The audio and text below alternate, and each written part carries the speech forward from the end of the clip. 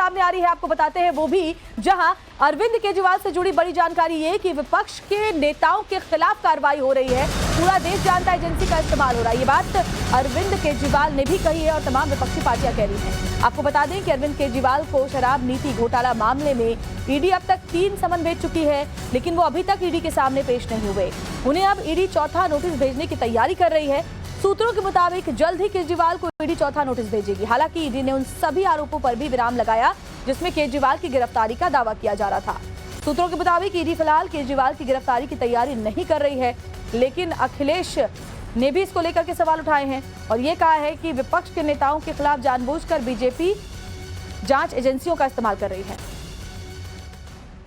देखिए, ये कोई नई चीज़ नहीं हो रही है कि जितने भी विपक्ष के नेता हैं उनके खिलाफ लगातार सरकार कार्रवाई कर रही है, दबाव बना रही है और बदनाम कर रही है।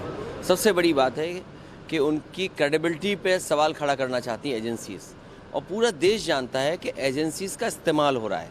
सरकार के खुद लोग कहते हैं कि एजेंसी का इस्तेमाल होने से सरकार का ही नुकसान होगा।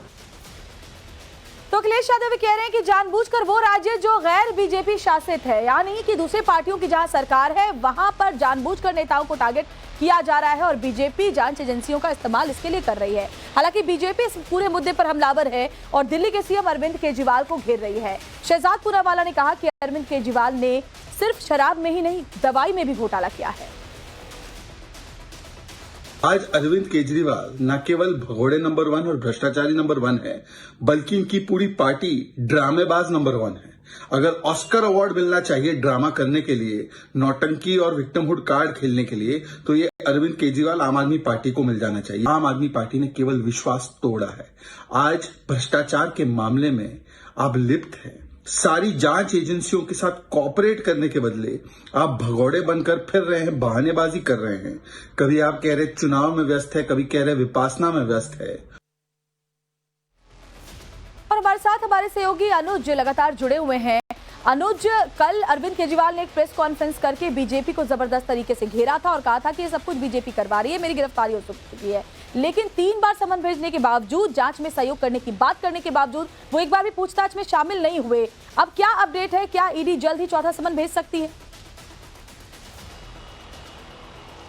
जी बिल्कुल, ईडी का साफ तौर पे ये कहना है कि जो कानून संगत है उसके हिसाब से ही ईडी की तरफ से कार्रवाई की जा रही है। जाहिर तौर पे अरविंद केजरीवाल का चूंकि नाम सामने आया था, उसको लेकर अरविंद केजरीवाल से पूछताछ बेहद जरूरी है। और जिस तरीके से जांच के दौरान ये पता चला था कि कैसे इस घोटाले को अंजाम दिया गया था और करीब 100 करोड़ रुपया किकबैक के तौर पर लिया गया था, जो कि चुनाव में इस्तेमाल होना था, तो जाहिर तौर पर ऐसे में अरविंद केजरीवाल से पूछताछ बेहद जरूरी है। 3 सम्मन ऑलरेडी ईडी की तरफ से भेजा जा चुका है, लेकिन अरविंद केजरीवाल सम्मन पर पेश नहीं हुए हैं।